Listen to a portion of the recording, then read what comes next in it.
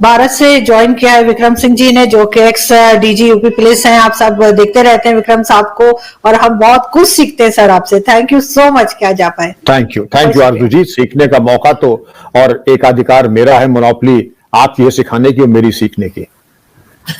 नहीं सर, बहुत शुक्रिया, और आपको नया साल बहुत मुबारक हो। आई होप के सब खैरियत रहे पूरे साल में, जो है सब कुछ अच्छा ही रहे, चाहे पर्सनल हो चाहे प्रोफेशनल लाइफ हो, सब में आप आराम से रहे और खुश रहें। और सर सबसे पहले हम, वैसे बात एक अजीब सी है, मुझे हंसी भी आ रही है और मैं पूछना भी चाह रही हूँ, लेकिन ये कि लोग मुझे बड़ा गुस्सा हो जाएंगे अगर वो कहेंगे हंस क्यों रही है, कि हमारी जो पॉलिसी है का, ये नेशनल सिक्योरिटी पॉलिसी, उसमें कहा गया है कि जी 100 साल हम चाहते हैं कि भारत के साथ कोई लड़ाई झगड़ा ना हो, टर्म्स अच्छे हो, ट्रेड हो। तो खैर अगर हम कुछ साल भी अगर हम कर पाए तो बड़ी बात है, 100 साल तो मुझे नहीं लगता। लेकिन आपको क्या लगता है सर, क्या हम 100 साल ऐसे कर पाएंगे? क्या हम अच्छे टर्म्स बनाने की तरफ चल पड़े हैं? क्या आपको लग रहा है कि इस तरह की स्टेटमेंट क्यों दी गई है? आरजू जी, मैं समझता हूं कि जिस तरह से आप बहुत ज्यादा खुश हैं और मैं भी बहुत ज्यादा खुश हूं कि मुझे उम्मीद नहीं थी कि इतना उम्दा बयान आ सकता है, लेकिन अगर आया है तो हम एतबार करें और उम्मीद करें कि ये साफ गोई से दिया हुआ बयान है। लेकिन हमने आगे के 100 दिन नहीं देखे हैं और हम 100 साल की बातें कर रहे हैं। और ये भी तो हमें देखना है कि चेंज जियो पॉलिटिकल सिचुएशन जो आई है, हमारे माली हालात क्या हैं और सामने हमें होराइजन में दिखाई क्या पड़ रहा है, उसके मद्देनजर हमारे पास रास्ते क्या थे। मैं ये कहता हूं कि आज अगर मैं कहूं कि पूरी तारीख में ऐसा कोई बयान और या ऐसा कोई दावा, लेकिन ये दावा बहुत उम्दा है, कभी कभी कोई तो पहल करेगा ही। अगर पाकिस्तान ने किया है तो जितने भी किया है मेरी मुबारकबाद उनको, कि कम से कम बिस्मिल्लाह तो किया, एक संग बुनियाद तो डाली आपने, कहा तो सही 100 साल के बारे में। और जियो पॉलिटिकल सिचुएशन जिस तरीके से बदल रही है, पहले 5 साल 10 साल की बात होती थी, फिर 2.5 साल की बात हुई, फिर 1 साल की बात हुई, और अब तो जैसे वनडे क्रिकेट 2020 का जमाना आ गया है। 100 इयर्स किसने देखा है?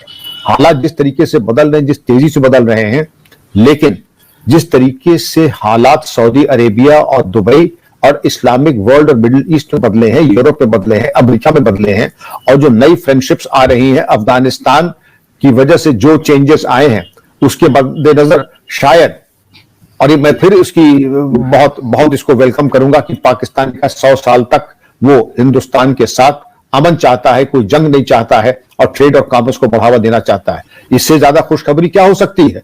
लेकिन इसको जब तक अमली जामा नहीं पहनाएंगे या जब तक इसके सबूत नहीं देंगे कि जो उन्होंने कहा है कौल फेल में कोई अंतर नहीं है, कोई फर्क नहीं है, जो कह रहे हैं वही जबान पे है, वही दिल में।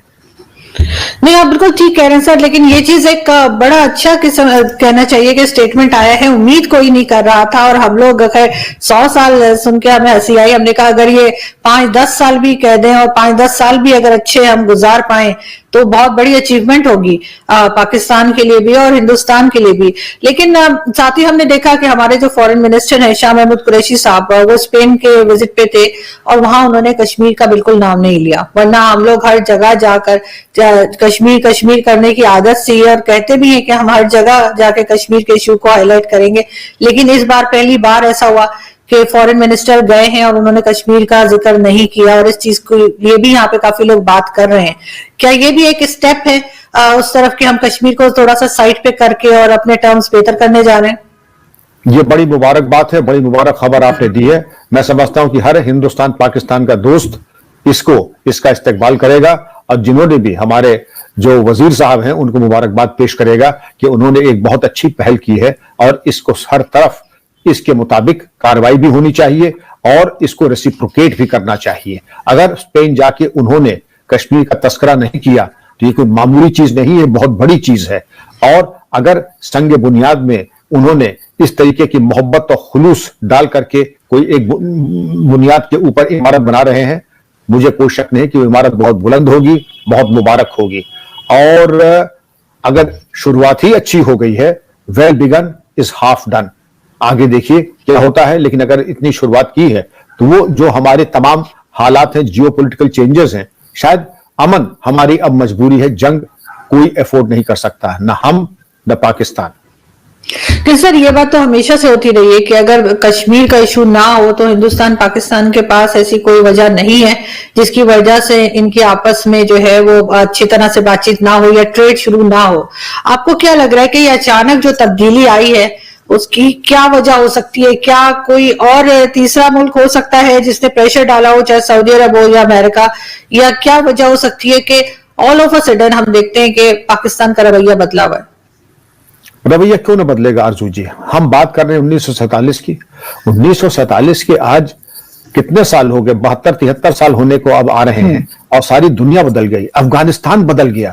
کیا تھا افغانستان آج سے 1 سال پہلے، آج سے 20 سال پہلے؟ اور اتنی لڑائی کے بعد USSR ٹوٹ کے ختم ہو گیا. اس کے بعد امریکہ نے 20 سال وار اگینسٹ ٹیرر شروع کیا. لبے لباؤ اور نچوڑ کیا ہے؟ کسی کے حاصل کچھ نہیں ہوا. ٹریلینز آف ڈالرز خرچ ہو گئے امریکہ کے، اتنی تباہی ہو گئی، نتیجہ کسی کے ہاتھ کچھ نہیں. اگر وہی پیسہ افغانستان اور پاکستان کو مل جاتا تو آج چمن ہو جاتے دونوں ملک. حقیقت یہ ہے وہ پیسہ بالکل بد انتظامی میں اور بے ایمانی میں اور جنگ میں بالکل برباد ہو گیا. اور جو آپ نے فرمایا ہے، سب سے بڑی چیز یہ ہے کہ آج جیو پالیٹکس کے سب سے بڑے پلیئرز کون ہیں؟ امریکہ، روس، سعودی عربیہ اور کسی حد تک UAE. یہ تمام پلیئرز چاہتے ہیں کہ امن رہے، کیونکہ امن نہیں رہے گا تو اس میں صرف پاکستان اور ہندوستان کا نقصان نہیں ہے، اس میں سب کا نقصان ہے. دہشت گردی بڑھے گی. اور پاکستان کی جو سب سے بڑی فالٹ لائن یہ ہے کہ جو چیز جس کا کام ہے اس کے پاس رہنی چاہیے. فوج کا کام ہے لڑائی اور سیکیورٹی، ایکسٹرنل ایگریشن کو انتظام کرنا. حکومت کرنا فوج کا کام نہیں ہے، یا کامرس اور انڈسٹری میں آنا فوج کا کام نہیں ہے. اگر فوج کامرس اور انڈسٹری میں آئے گی، حکومت میں دخل اندازی کرے گی، وہ فوج کہاں رہی پھر؟ اور اسی لیے وہ جو کام ہمارے حکمرانوں کا ہے، جو ہمارے پولیٹیکل لیڈرز کا ہے، وہ کام ان کو کرنے دیں. فوج اپنا کام کرے اور جو ہمارے پولیٹیکل لیڈرز ہیں وہ اپنا کام کریں. پاکستان کی بدقسمتی کیا ہے کہ چاہے میاں نواز شریف ہوں یا اور بھی کوئی ان سے پہلے پولیٹیکل لیڈرز تھے، اور آج بھی فوج نے ان کو کبھی کھلی ہوا میں سانس لینے کا موقع نہیں دیا. میری باتیں بری لگ سکتی ہیں، لیکن جو دنیا میں اور ہندوستان میں پرسپشن آ رہا ہے آرزو جی، وہ یہ آ رہا ہے کہ فوج کا اپنے جو اس کا جو دائرہ ہے اس سے کہیں آگے جا کر کے وہ کام کر رہی، جو کہ مناسب نہیں ہے. پاکستان کی آدھی مصیبتوں کی جڑ پاکستان کی فوج ہے. اگر وہ صرف اپنی بیرکس میں رہے، اپنا کام کرے، اپنی صلاحیت آگے بڑھائے تو بہت اچھی بات ہے. لیکن وہ فوج کے کام کم کر کے ٹریڈ اور کامرس اور انڈسٹری میں، کہیں پیزا بیچنا فوج کا کام ہے، کہیں یہ بریڈ مینوفیکچرنگ فوج کا کام ہے. فوج کا کام rifle, guns, cartridges, arms and ammunition تیار کرنا ہے، آرڈننس فیکٹریز کو چلانا ہے. تو اس کے اوپر دیکھیں. اور دوسری چیز ہے جو پراکسی وار شروع ہوا وہ پولیٹیکل لیڈرز نے کیا ہو نہیں کیا، لیکن اگر کیا ہے تو ان کی آرمی نے 5th جنریشن وار لا کر کے مدرسوں کو ایک فیکٹری بنا دیا ہے جہادیوں کو تیار کرنے کے لیے. انہوں نے جو اس طریقے کی پراکسی وار کی شروعات کی، مجھے پورا یقین ہے کیونکہ میرے تو بہت دوست ہیں پاکستان میں،